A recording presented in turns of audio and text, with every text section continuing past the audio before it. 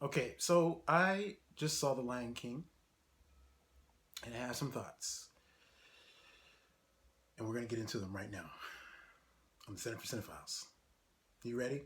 Let's do this.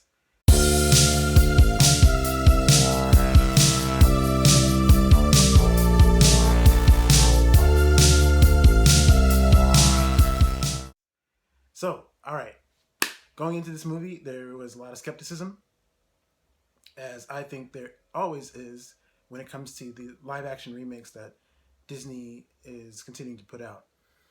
And it continues with the upcoming Little Mermaid and Mulan and whatever else they've got in the slate. So just know that that's there. That feeling is there. Lion King, what do we got going on? Let's get immediately into uh, the good stuff. First of all, the story is good. No dispute, right? We no one disagrees with that. The general story for the Lion King, it's a classic story. It's very Shakespearean in nature. It's like Hamlet or Othello, where the threat is organic and it's within the nuclear group of people that are interacting so closely with one another. You think in a situation like that, the threat might be outside of that, like an enemy in another country or somewhere else. But no, the very danger is within your own walls, like your own family members or your own close, trusted person. And that in itself makes it very operatic, very like I said, Shakespearean in nature. Like Empire Strikes Back is very much like that. There's twists and turns, and you discover that the very thing that is the most dangerous situation is the closest thing to you that you thought you could trust, but it's not the case. So off the top, Lion King has a great classic simple story, and I think if you're doing any version of that, you don't want to deviate too far from that. It's very beautiful and very simple. Doesn't need to be changed. So I think off top, this remake, you have a lot of you already have built-in recipe for success just with the story, and thankfully they don't deviate too much from that. What happens though, is there is added elements, even if they are slight. Like all the live action films are changing something in some way when they update these things. They're not doing a straight 100% beat for beat remake. Though arguably Lion King is that. This version of Lion King is that, but there's elements in there that were not in the original. For instance, backstory elements between Scar and Mufasa that were not explicitly stated in the animated original. It suggests that they had a challenge for the throne, or they had a fight at some point, which is how Scar got the scar. Perhaps, maybe we don't know for sure, but there's conversation that alludes to that. Also, the background uh, bit that deals with Scar and Sarabi. The animated feature never deals with any of that kind of stuff. You would think, though, in a story like this that makes it live action films, there's something that brings it. They add other wrinkles that make it feel more weighted, more heavy. The Scar and Sarabi piece it's a nice addition. The fact that Scar also had feelings for Sarabi and that she chose Mufasa over Scar. That little it's a small thing, but it's a new wrinkle that adds to Scar's uh, character in a way that you really feel like, well, he really had a lot of anger and a lot of hate and jealousy toward his brother over the throne and Sarabi. The two big things that men in stories like this always fight over: power and women.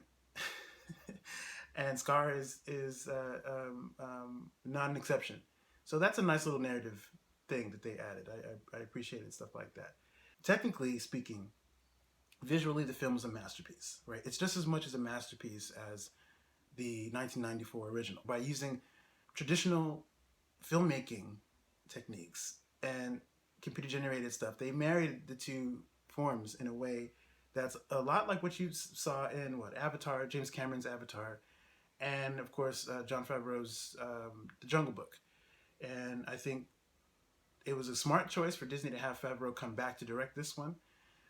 Having seen what he did with Jungle Book, I think it's a safe bet. You go, oh well, he's gonna handle it very well, and I think for the most part he does. Visually, this film is a 10 out of 10.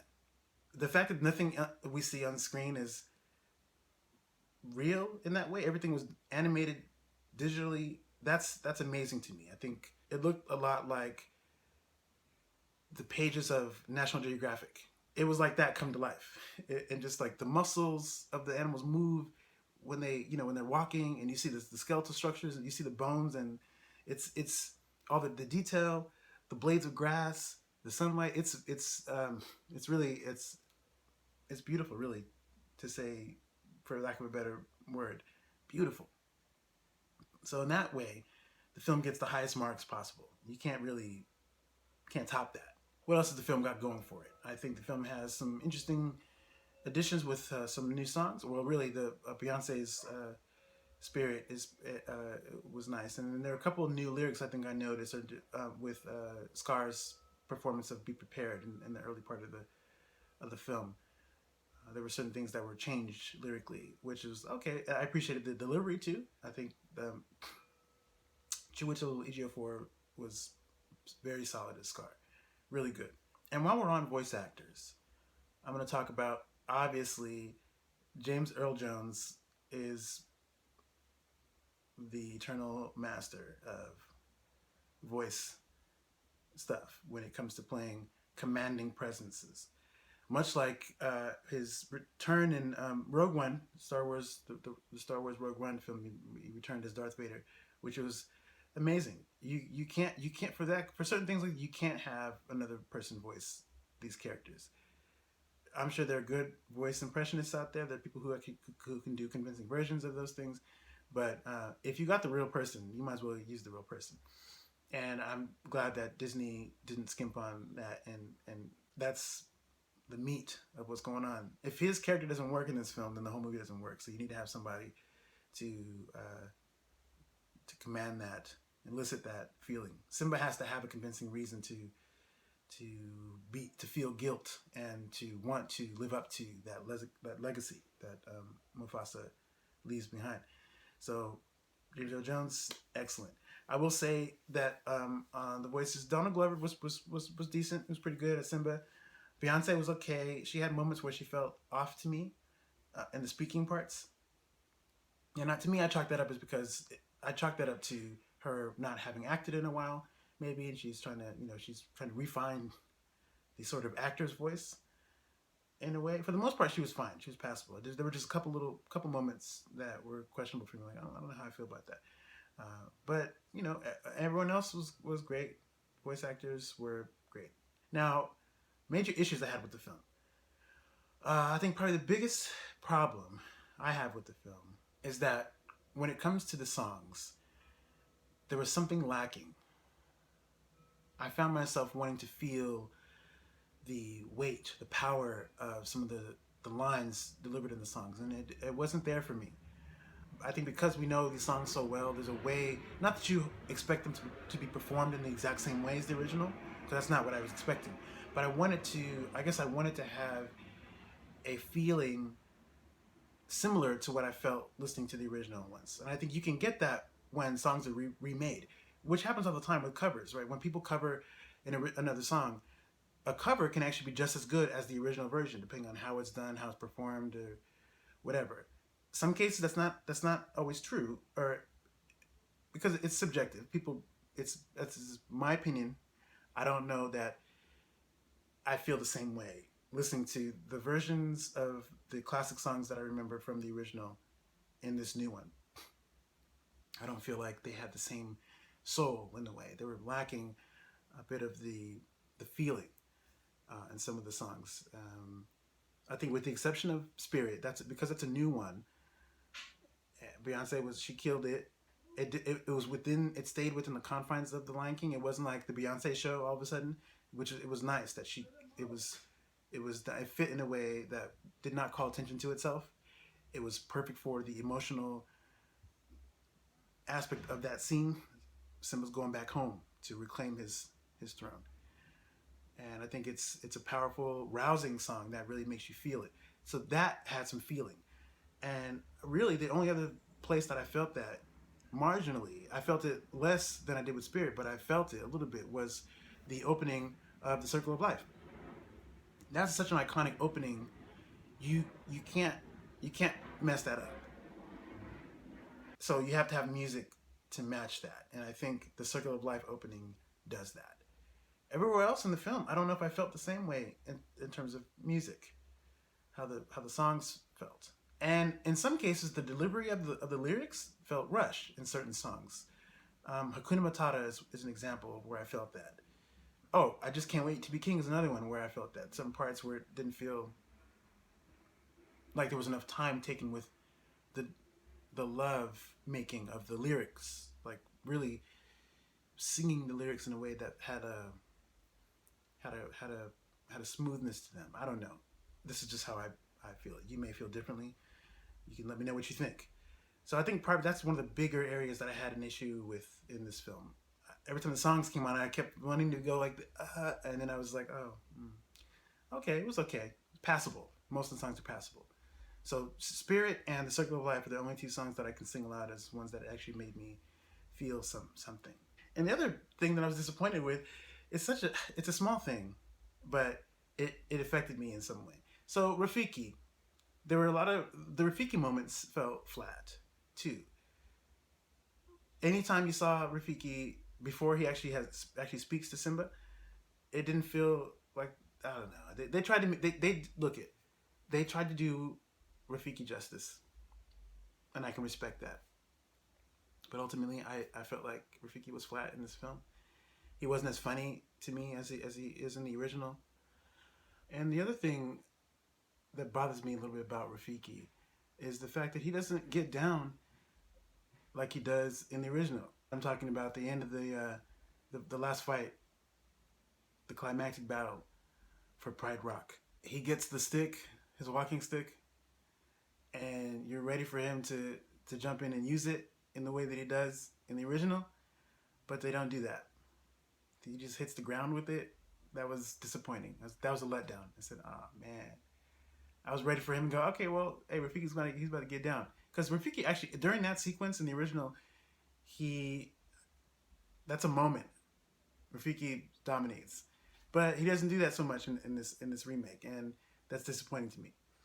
Again, it's a small thing, but because it was this moment where he reaches into the thing and brings out his stick, and it's like, oh yeah, he's about to. You didn't see the live action film. There's something very interesting. Whenever you see Rafiki, he does not have that stick until that moment. In the original, he has that almost all the time he's walking and doing stuff. In this one, the fact that you withhold the stick for that long and then have him bring it out like he's going to use it in a moment that matters is that's a bit of a deal. I was disappointed that it didn't happen. I'm not asking for it to happen exactly like it did in the original. I just expected him to do a little bit more than he did with the stick. At the end of the day, look, I think Disney should stop remaking these live action movies. Not that what I say is going to have any effect on what they're doing. They're going to keep making them, and they're going to keep making a lot of money because that's what's happening. My brother had an interesting point about this. He said something about how for our generation it's too late. Right? We have a bias already with the originals. The true test is that the new generation who's watching these films is that they watch them, develop their own feelings about it, and then watch the originals and see what they have. Because they're coming at it from a completely unbiased, well, I wouldn't say completely unbiased. They'll be biased by their watching of the updated films.